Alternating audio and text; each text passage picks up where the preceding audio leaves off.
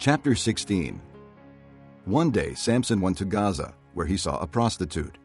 He went in to spend the night with her. The people of Gaza were told, "Samson is here!" So they surrounded the place and lay in wait for him all night at the city gate. They made no move during the night, saying, "At dawn we'll kill him." But Samson lay there only until the middle of the night.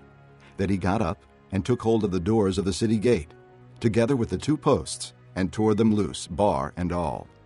He lifted them to his shoulders and carried them to the top of the hill that faces Hebron. Some time later, he fell in love with a woman in the valley of Sorek, whose name was Delilah. The rulers of the Philistines went to her and said, "See if you can lure him into showing you the secret of his great strength, and how we can overpower him, so we may tie him up and subdue him. Each one of us will give you 1,100 shekels of silver." So Delilah said to Samson, "Tell me the secret of your great strength, and how you can be tied up and subdued." Samson answered her, "If anyone ties me with 7 fresh thongs that have not been dried, I'll become as weak as any other man." Then the rulers of the Philistines brought her 7 fresh thongs that had not been dried, and she tied him with them. With men hidden in the room, she called to him, "Samson, the Philistines are upon you." But he snapped the thongs as easily as a piece of string snaps when it comes close to a flame. So the secret of his strength was not discovered. Then Delilah said to Samson, "You've made a fool of me. You lied to me. Come now, tell me, how can you be tied?" He said, "If anyone ties me securely with new ropes that have never been used, I'll become as weak as any other man." So Delilah took new ropes and tied him with them. Then, with men hidden in the room, she called to him, "Samson, the Philistines are upon you." But he snapped the ropes off his arms as if they were threads. Delilah then said to Samson, "Until now you have been making a fool of me and lying to me. Tell me, how can you be tied?" He replied, "If you weave the 7 braids of my head into the fabric on the loom and tighten it with the pin, I'll become as weak as any other man." So while he was sleeping, Delilah took the 7 braids of his head, wove them into the fabric, and tightened it with the pin. Again she called to him, "Samson, the Philistines are upon you." He awoke from his sleep and pulled up the pin and the loom with the fabric. Then she said to him, "How can you say I love you when you won't confide in me? This is the 3rd time you have made a fool of me and haven't told me the secret of your great strength." With such nagging, she prodded him day after day until he was tired to death. So he told her everything. "No razor has ever been used on my head," he said, "because I have been a Nazirite set apart to God since birth. If my head were shaved, my strength would leave me, and I would become as weak as any other man." When Delilah saw that he had told her everything, she sent word to the rulers of the Philistines, "Come back once more. He has told me everything." So the rulers of the Philistines returned with the silver in their hands. Having put him to sleep on her lap, she called a man to shave off the 7 braids of his hair, and so began to subdue him. And his strength left him. Then she called, "Samson, the Philistines are upon you." He awoke from his sleep and thought, "I'll go out as before and shake myself free." But he did not know that the Lord had left him. Then the Philistines seized him, gouged out his eyes, and took him down to Gaza. Binding him with bronze shackles, they set him to grinding in the prison. But the hair on his head began to grow again after it had been shaved. Now the rulers of the Philistines assembled to offer a great sacrifice to Dagon their god and to celebrate, saying, "Our God has delivered Samson, our enemy, into our hands." When the people saw him, they praised their God, saying, "Our God has delivered our enemy into our hands, the one who laid waste our land and multiplied our slain." While they were in high spirits, they shouted, "Bring out Samson to entertain us." So they called Samson out of the prison, and he performed for them. When they stood him among the pillars, Samson said to the servant who held his hand, "Put me where I can feel the pillars that support the temple, so that I may lean against them." Now the temple was crowded with men and women. All the rulers of the Philistines were there, and on the roof were about 3,000 men and women watching Samson perform.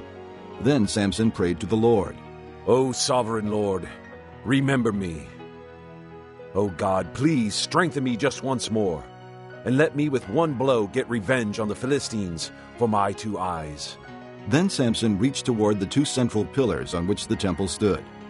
bracing himself against them, his right hand on the one and his left hand on the other, Samson said, "Let me die with the Philistines." Then he pushed with all his might, and down came the temple on the rulers and all the people in it. Thus he killed many more when he died than while he lived. Then his brothers and his father's whole family went down to get him. They brought him back and buried him between Zorah and Eshtaol in the tomb of Manoah his father. He had led Israel 20 years. Chapter 17. Now a man named Micah from the hill country of Ephraim said to his mother, "The 1,100 shekels of silver that were taken from you and about which I heard you utter a curse, I have that silver with me. I took it." Then his mother said, "The Lord bless you, my son." When he returned the 1,100 shekels of silver to his mother, she said, "I solemnly consecrate my silver to the Lord, for my son to make a carved image and to cast idol. I will give it back to you." So he returned the silver to his mother, and she took 200 shekels of silver and gave them to a silversmith, who made them into the image and the idol, and they were put in Micah's house. Now this man Micah had a shrine, and he made an ephod and some idols, and installed one of his sons as his priest. In those days Israel had no king. Everyone did as he saw fit. A young Levite from Bethlehem in Judah, who had been living within the clan of Judah, left that town in search of some other place to stay. On his way, he came to Micah's house in the hill country of Ephraim. Micah asked him, "Where are you from?" "I'm a Levite from Bethlehem in Judah, he said. and I'm looking for a place to stay." Then Micah said to him, "Live with me and be my father and priest, and I'll give you 10 shekels of silver a year, your clothes and your food." So the Levite agreed to live with him, and the young man was to him like one of his sons. Then Micah installed the Levite, and the young man became his priest and lived in his house. And Micah said, "Now I know that the Lord will be good to me, since this Levite has become my priest." Chapter 18. In those days Israel had no king. And in those days the tribe of the Danites was seeking a place of their own where they might settle, because they had not yet come into an inheritance among the tribes of Israel. So the Danites sent 5 warriors from Zorah and Eshtaol to spy out the land and explore it. These men represented all their clans. They told them, Go, explore the land. The men entered the hill country of Ephraim and came to the house of Micah, where they spent the night. When they were near Micah's house, they recognized the voice of the young Levite. So they turned in there and asked him, "Who brought you here? What are you doing in this place? Why are you here?" He told them what Micah had done for him and said, "He has hired me, and I am his priest." Then they said to him, "Please inquire of God to learn whether our journey will be successful." The priest answered them, "Go in peace. Your journey has the Lord's approval." So the 5 men left and came to Laish, where they saw that the people were living in safety, like the Sidonians, unsuspecting and secure. And since their land lacked nothing, they were prosperous. Also, they lived a long way from the Sidonians and had no relationship with anyone else. When they returned to Zorah and Eshtaol, their brothers asked them, "How did you find things?" They answered, "Come on, let's attack them. We have seen that the land is very good. Aren't you going to do something? Don't hesitate to go there and take it over. When you get there, you will find an unsuspecting people and a spacious land that God has put into your hands, a land that lacks nothing whatever." Then 600 men from the clan of the Danites, armed for battle, set out from Zorah and Eshtaol. On their way, they set up camp near Kiriath-Jearim in Judah. This is why the place west of Kiriath-Jearim is called Mahanadan to this day. From there, they went on to the hill country of Ephraim and came to Micah's house. Then the 5 men who had spied out the land of Laish said to their brothers, "Do you know that one of these houses has an ephod, other household gods, a carved image, and a cast idol? Now you know what to do." So they turned in there and went to the house of the young Levite at Micah's place and greeted him. The 600 Danites, armed for battle, stood at the entrance to the gate. The 5 men who had spied out the land went inside and took the carved image, the ephod, the other household gods, and the cast idol, while the priest and the 600 armed men stood at the entrance to the gate. When these men went into Micah's house and took the carved image, the ephod, the other household gods, and the cast idol, the priest said to them, "What are you doing?" They answered him, "Be quiet. Don't say a word. Come with us and be our father and priest. Isn't it better that you serve a tribe and clan in Israel as priest, rather than just one man's household?" Then the priest was glad. He took the ephod, the other household gods, and the carved image, and went along with the people. Putting their little children, their livestock, and their possessions in front of them, they turned away and left. When they had gone some distance from Micah's house, the men who lived near Micah were called together and overtook the Danites. As they shouted after them, the Danites turned and said to Micah, "What's the matter with you that you called out your men to fight?" He replied, You took the gods I made and my priest and went away. What else do I have? How can you ask, what's the matter with you? The Danites answered, "Don't argue with us, or some hot-tempered men will attack you, and you and your family will lose your lives." So the Danites went their way, and Micah, seeing that they were too strong for him, turned around and went back home. Then they took what Micah had made and his priest, and went on to Laish against a peaceful and unsuspecting people. They attacked them with the sword and burned down their city. There was no one to rescue them, because they lived a long way from Sidon and had no relationship with anyone else. The city was in a valley near Beth Rehob. The Danites rebuilt the city and settled there. They named it Dan, after their forefather Dan, who was born to Israel, though the city used to be called Laish.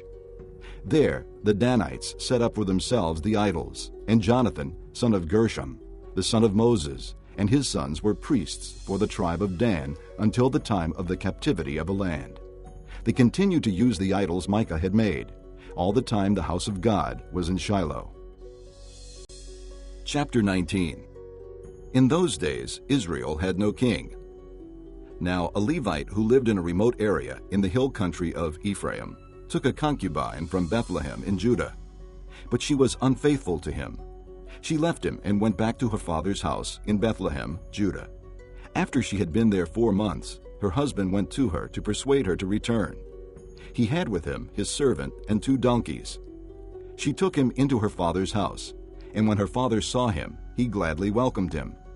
His father-in-law, the girl's father, prevailed upon him to stay, so he remained with him 3 days, eating and drinking and sleeping there. On the 4th day, they got up early, and he prepared to leave. But the girl's father said to his son-in-law, "Refresh yourself with something to eat, then you can go." So the 2 of them sat down to eat and drink together. Afterward, the girl's father said, "Please stay tonight and enjoy yourself." And when the man got up to go, his father-in-law persuaded him, so he stayed there that night. On the morning of the 5th day, when he rose to go, the girl's father said, "Refresh yourself. Wait till afternoon." So the 2 of them ate together. Then when the man, with his concubine and his servant, got up to leave, his father-in-law, the girl's father, said, "Now look, it's almost evening. Spend the night here. The day is nearly over. Stay and enjoy yourself. Early tomorrow morning you can get up and be on your way home." But unwilling to stay another night, the man left and went toward Jebus, that is, Jerusalem, with his 2 saddled donkeys and his concubine. When they were near Jebus, and the day was almost gone, the servant said to his master, "Come, let's stop at this city of the Jebusites and spend the night." His master replied, "No, we won't go into an alien city whose people are not Israelites. We will go on to Gibeah." He added, "Come, let's try to reach Gibeah or Ramah and spend the night in one of those places." So they went on, and the sun set as they neared Gibeah in Benjamin. There they stopped to spend the night. They went and sat in the city square, but no one took them into his home for the night. That evening, an old man from the hill country of Ephraim, who was living in Gibeah, the men of the place were Benjamites, came in from his work in the fields. When he looked and saw the traveler in the city square, the old man asked, "Where are you going?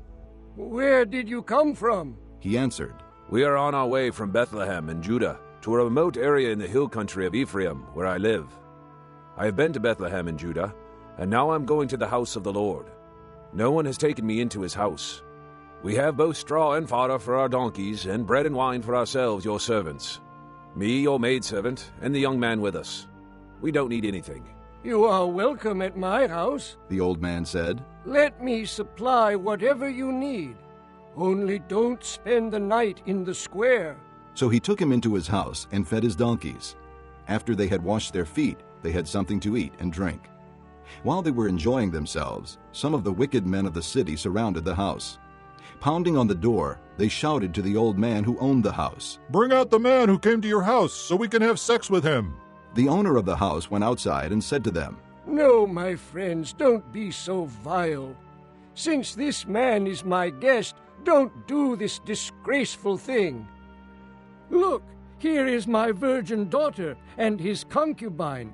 I will bring them out to you now, and you can use them and do to them whatever you wish. But to this man, don't do such a disgraceful thing."